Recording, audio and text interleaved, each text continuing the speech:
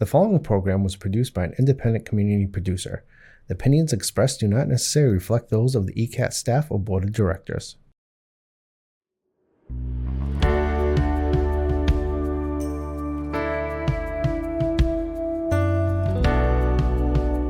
Giving a voice to the voiceless, pulling stories out of the shadows and putting them under the spotlight, making sure that each person is valued and cared for. This is Humanity First with Peter Evers, presented by BAMZ. Hi, everybody, and welcome to Humanity First. It is cranking up out there for summer, and we're moving through our volley of holidays and celebrations at the moment with Juneteenth, which we spoke about a couple of weeks ago. And of course, the 4th of July is coming up, which is, I think, America's favorite holiday, as spoken by somebody whose mother country is Britain. But I think we've put all of that behind us. I love this holiday. First of all, it is right in the middle of summer. It's a celebration of summer. It's a celebration of independence. It's a celebration of family. And speaking of families, we're going to have a wonderful guest coming up. Hilary Miller actually is from the Adams National Historic Park, and she is the chief of interpretation there. And I'm looking forward to finding out what that means, because I've never actually heard that expression before, or that title, should I say. So let's talk a little bit about our national parks and what they mean to Americans. We'll be right back. Hi, I'm Jamie. I'm an essential worker here at BAMZ, and I'm a nurse. Nurses are essential here at BAMZ because as nurses, we really have the opportunity to make an impact. We have very small ratios, so we have the opportunity to really learn everything about the person served and be able to give the best care. It really serves such a great purpose for me as being a nurse, and really why I came into nursing. Learn more about nursing opportunities at bamzjobs.org. Giving a voice to the voiceless, pulling stories out of the shadows and putting them under the spotlight, making sure that each person is valued and cared for. This is Humanity First with Peter Evers, presented by BAMZ. And welcome back, everybody. This is Peter Evers for Humanity First. And as promised in the first section of the program, we have Hilary Miller. Hi, Hilary. How are you doing? Oh, I'm doing well. Thank you so much for having me. You know, before we get started, I just wanted to recognize the wonderful title that you have, which is, well, you tell us what your title is. Yes, I am Chief of Interpretation at Adams National Historical Park. How cool is that? Tell me a little bit more about the interpretation word, because I've heard of Chief People Officer and Chief Finance Officer. I've never heard of Chief Interpretation Officer. Oh, certainly. This is a title that the National Park Service has used for many years. Interpretation, though, I know sometimes when I share with people my title, they automatically think translation, something like a translation, which in a way is a little bit of what I do. Interpretation is the way that we are able to share meanings of the resources that we protect here in the National Park Service. We share those meanings and help make connections with visitors and help those visitors. It's really helping the visitors make their own connections to these sites and making their own meanings. So it's not just us sharing historical information, it's finding that deeper connection to that resource that we're protecting. And that's so important, isn't it? Because we are what our history is. And, you know, I was not born in the USA. I was born in England, and, you know, and Britain has its history too. One of the things I'm really impressed about when I first came to America, which is a long time ago, was the fact that that our national parks are so defended by Americans. They are so revered, a little bit almost like the National Health Service in Britain. You know, if there's anything everybody agrees upon, it is that the national parks are an incredible source of entertainment. They're an incredible source of education and learning about history. And that's something that America should be really proud of. I've been to many of our national parks, many of our state parks as well, from Theodore Roosevelt Park in North Dakota, where my son was actually working as a journalist for a couple of years, which was remarkable, to Monticello, which I visited on a road trip recently. And one of the things that really interested me about it was learning a little bit about what was going on at that time, you know, 150 years ago or something like that. Very different from the sort of social mores that we have these days.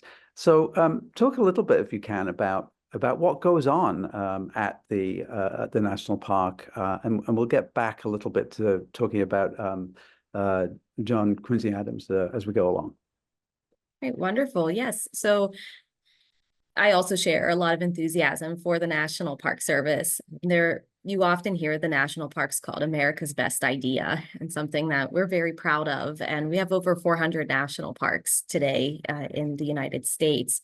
And I'm at Adams National Historical Park. So we are located in Quincy, Massachusetts, and we interpret these stories of various generations of the Adams family. So everybody, including John Adams, our second president of the United States, and John Quincy Adams, the sixth president of the United States. But we also can't forget Abigail Adams, First Lady Abigail Adams, First Lady Louisa Catherine Adams, who was actually our first foreign-born First Lady. Yes, so she was, and she was the only one until Melania Trump. So we tell their stories, and not just them, the rest of their family too. It's a family very dedicated to public service and serving their nation. So we're able to tell all of their stories at our site. What country was she born in? She was born in England, so a little tricky for somebody. Her father-in-law ends up being one of the, is one of our founding fathers.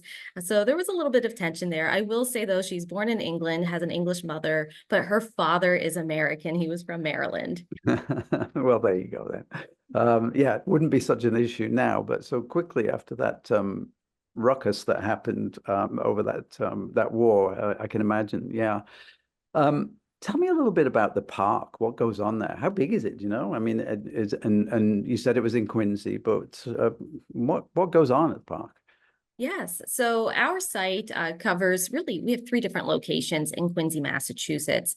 We have our visitor center, which is a great spot right in the heart of Quincy, easy access there where we show a film every day, and we can orient visitors to our different locations. We also, in the park, preserve a number of historic homes and different structures. We have at the area we call the Adams Farm at Penns Hill, we have the side-by-side birthplace homes of John Adams and John Quincy Adams. And that's where the Adamses were living at the time of the American Revolution. So that's where they are based when John Adams is leaving for Philadelphia and the Continental Congress's Declaration of Independence, all of that. That's also where they're based when Abigail writes her Remember the Ladies letter. That's so famous. Now, during the American Revolution, John Adams does go to Europe and then is in England afterwards. Abigail joins him. When they were getting ready to come back to the U.S. in the 1780s, they made a move. They did not go back to those birthplace homes, that farm that they had. They instead moved to a different property that we know today as the old house at Peacefield. It was also a working estate too. It was also a farm, but John and Abigail were the first of 4 generations of the family to live there. And we interpret those generations there. So we also have on that site, the Stone Library, which was built by the 3rd generation to live there, Charles Francis Adams, who, like his father and grandfather, was a minister to the United Kingdom. And as part of that, Charles Francis Adams built the Stone Library to house his father, John Quincy Adams's books. So we have a wonderful sort of a campus that we interpret here, different generations of the family across time. The last Adams to live there was there in the 1920s. The Adams family actually ran the old house, at least as a museum, until the 1940s when we became a national park. So today we do have the historic homes open for tours seasonally. We have different tour experiences, and you can really get to see this full picture of the Adams family all while visiting the park. That's wonderful. Is the Adams family lineage still going strong? Yes, yes. And we do often see them at the park as well. Well, that must be quite a line, huh? So when you think about, and I'd love to talk a little bit about the tours and who you get, who comes through. I mean, do you get a lot of people from other countries? Do you get people locally? Do you get people from all over America? But, just as I was thinking about that, July 4th is coming up, and it is, I don't know which is the most important holiday in America, but July 4th is a favorite one of mine. It's the middle of summer. It's it's a real celebration of independence, even though it was from my mother country. But we've patched over that, I think, since. And Americans really are truly proud of that. And it seems like the Addams family have had such an important influence on independence, on the whole idea of America being independent. Do you think their vision back then was what America is now? When you think about a civil war that happened afterwards and everything that happened, through a couple of world wars, and now what are we, the single superpower on the planet? I wonder what the Addams would have thought about that destiny. I'm sorry, and what that arc looks like retrospectively. I think they probably saw the American Revolution as something perhaps as unfinished. We do see, again, those later generations of Addamses are also involved in the Civil War and these conflicts over time. But looking back at John and Abigail, I mean, even Abigail is writing to John when he's in Philadelphia for the Continental Congresses, asking him to remember the ladies, understanding that there is a segment of the population who may not be included in this new world that John and the other founders are creating there in Philadelphia. So in many ways, it's sort of an unfinished revolution. They knew that they were not really addressing slavery with the Declaration of Independence. I mean, they are thinking there are people who very much are excluded from that phrase, all men are created equal. Right. And it is something that even they're going to grapple with in those coming decades, and that we still work through today, that the revolution is very much an unfinished revolution. And I don't think that they would necessarily be surprised about all of that. I mean, humans are very complex, and these relationships and these power structures we have are certainly complex. And the same thing was true then as it is today. That's certainly something that is constant throughout history. Yeah, I'm sort of fascinated by that, because you think about all the compromises that were made along the way, especially with slavery, right? And the ability for Black people to vote in this country. That journey, if you take it sort of episode or event by event, you're thinking, what is that compromise? What does that mean? Because we live in this time now. Monticello for me it was really difficult for me to see the glory of the place while I was walking around. And I knew that Jefferson was such a former, really. I mean, he really was one of the authors of the Declaration of Independence. And at the same time, he owned 170 individuals, human beings, who basically run Monticello. And he would always say, don't beat the young children who were slaves. They have things to learn. But if they ran away, they would be executed. There's so many contradictions as we think now. But I like the way you put that, because you can see what you can achieve in the time that you're in, and that isn't always about a direct line, is it? It is about making those compromises. It's about having somebody like Abigail behind saying, hey, wait a minute, there's other people that you have to take into consideration. I like the way you put that. Certainly, and it is amazing to think about that. People like Jefferson and Washington, who are fighting for these ideals of freedom and liberty and independence, while also enslaving individuals within their own lives. And even though John Adams was not an enslaver, you do still have to think about the fact that, I mean, American U.S. society, what became the U.S., I mean, it's built on the backs of enslaved labor, and everything is tied to enslaved labor. You cannot escape it at that time. Even though people in that time period knew it was wrong, it was so woven into the fabric of everyday life that it was, unfortunately something they had to reckon with, but it was very complex of how they approached it. Yeah, last week was we celebrated Juneteenth, so it's an important conversation that we're having now, and I do think that it is a conversation that has to happen. We were down in Savannah, Georgia, as it was during the pandemic or just afterwards, and we went to visit somewhere that my partner had been 10 years before, and it was a sort of during the period of slavery, politicians home. And the emphasis had swung completely towards what it was like to be somebody who was enslaved in a house, rather than concentrating on, the politicians' day-to-day life. And I thought, well, we're beginning to make some progress in telling that story, which, by the way, is really important in terms of how people understand white privilege, if you like, and how some people have not had those advantages, and that is really generations and generations, right, that have gone by, which again is massively important in terms of how we see our national parks. Our national parks do tell that story, and you must be quite proud of that. We are, and it's something that we very actively work towards, is telling these diverse, inclusive stories, sharing all of these perspectives, because they all contribute to these stories, to these special places that we preserve as part of the national park system. So we really want to tell a complete story. And to do that, sometimes it's uncomfortable. Sometimes it takes us a little bit of time to find the resources. But again, it's all part of that telling of that complete story. That's right. Really important. Just coming fast forward to to this summer, the present. Anything going on? Any special events that are going on over the summer? Anything that you can entice people to come and visit? You probably have an awful lot of visitors anyway, but.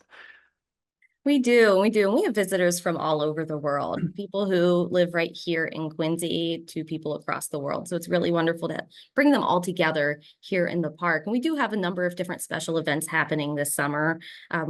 We just celebrated Juneteenth in the park, and again, making those connections like you did, between Juneteenth and the 4th of July, and these meetings of freedom and the ideals in the Declaration of Independence.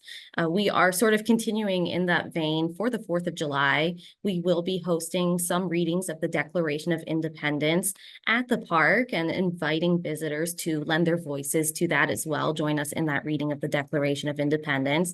We do plan on having John Adams on site that day for that. That afternoon, we're also proud to be hosting a play called Jefferson and Adams, and it looks at the correspondence not just between John Adams and Thomas Jefferson, but also Abigail Adams in this mix as well. So we have 3 fantastic actors who are coming, and we are going to explore that decades-long correspondence between them. So we're actually doing that in partnership with the United First Parish Church, also known as the Church of the Presidents. So that's where the play will be held. Oh, wow. We are later this summer. We're pretty excited that we have a special visitor coming in terms of the Marquis de Lafayette, or at least somebody portraying the historical figure, the Marquis de Lafayette. Yeah. This year is 200 years since Lafayette took his farewell tour of the United States. And in late August of 1824, he stopped at Peacefield, which is part of Adams National Historical Park today. He stopped at Peacefield and spent time with John Adams. So we are recreating that in a sense that we are going to have, we are planning to have the Marquis de Lafayette here in that afternoon that'll be on August 25th. It's a Sunday afternoon, the Marquis de Lafayette, John Adams, and hopefully some special tours related to that as well. So we're pretty excited about that one. That's all part of sort of our special programming, while we're also looking ahead to the US 250th as well. Even though it's 200 years since Lafayette's visit, he's coming at a time where he's reflecting upon the American Revolution that had happened 50 years prior. So it's sort of part of these commemorative activities that are going to be happening here in these next few years for the US semi-quincentennial, or 250th. That's right. That's right. That's incredible. I mean, that sounds really interesting. How do people find out about that? If somebody hears about that, is there a website that people can go to and check out when those things are happening? Yes, the best way to find out information about what we have going on in the park, whether it's special events or daily tours, is our website, which is nps.gov, for nationalparkservice.gov/Adam, ADAM, nps.gov/Adam. It's the best place to go for that information. You can also follow us on social media as well. We post regular updates and information there, and also just interesting historical information as well. So if anybody's looking for anything to do over the summer, there is a host of things to do in our national park system, and specifically in and around Quincy at the 3 sites. So Hilary, it has been a pleasure talking to you and learning so much. And again, Hilary Miller is the Chief of Interpretation at the Adams Historic National Park. Did I get that right? National Historical Park. I knew it didn't quite sound right. But thank you so much for coming on. And I'd love you to come back and give us an update on what's going on sometime.